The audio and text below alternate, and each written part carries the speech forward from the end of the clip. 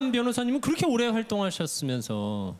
아니 근데 저는 이제 검사를 하다 변호사를 했잖아요. 근데 네네. 변호사를 하니까 너무 좋더라고요. 아침에 출퇴근도 자유롭게 할 수 있고, 그다음에 열심히 일하면 그에 대한 대가가 주어지잖아요. 그다음에 사회활동까지 할 수가 있어요.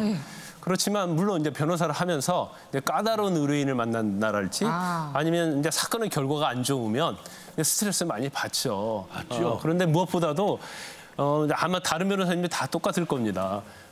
변호사를 하다 보면 법과 현실의 괴리가 있거든요. 이 사건은 정말 무죄인데 이 증거가 갖춰지지 않는 거예요. 그래서 결과가 나쁘게 나오면 내 변호사로서 어떤 자괴감, 내가 변호사를 해야 하나, 그런 어떤 갈등이 굉장히 많이 생기는 거죠. 그래서 이제 저희 같이 일하는 변호사들한테도 그런 얘기를 많이 대화를 하는데, 그렇지만 이게 이제 변호사의 숙명이다. 그래서 우리가 이걸 안고 가야 한다. 그런 얘기를 많이 해요. 그래서 이런 스트레스가 있어서 후회한 적이 있지만 저는 다시 태어나도 이 길을 가고 싶습니다. 훌륭합니다. 장 변호사님께서는 아직 연차가 짧으시니까 뭐 후회할 틈이 없었다, 뭐 이렇게 봐도 되나요? 이제 4년 차밖에 안 됐기 때문에 벌써 후회하면 뭐 말이 안 되고요.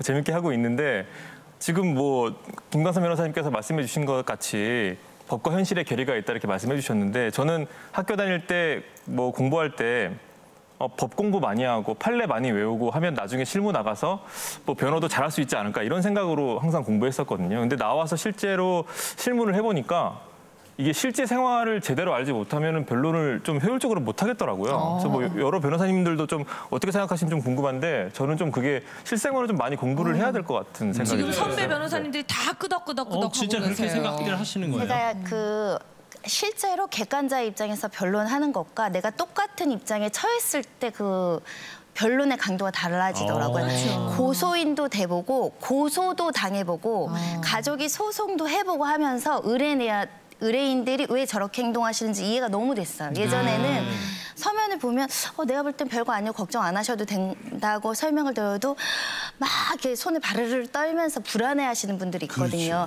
근데 그게 내가 되면, 그 사건의 당사자가 내가 되면 그런 감정의 어떤 변화라든가 불안감이 이해가 되더라고요. 그래서 실제 경험해보면 깊이가 조금 더 깊어지는 건 있는 것 같습니다. 중요한 말씀이네요. 가장 오랫동안 변호사를 꿈꿔 오신 우리 양선아 변호사님은 어떠셨어요? 아니 그렇게 힘들게 되셨는데 후회를 하신 적이 있다고 하니까.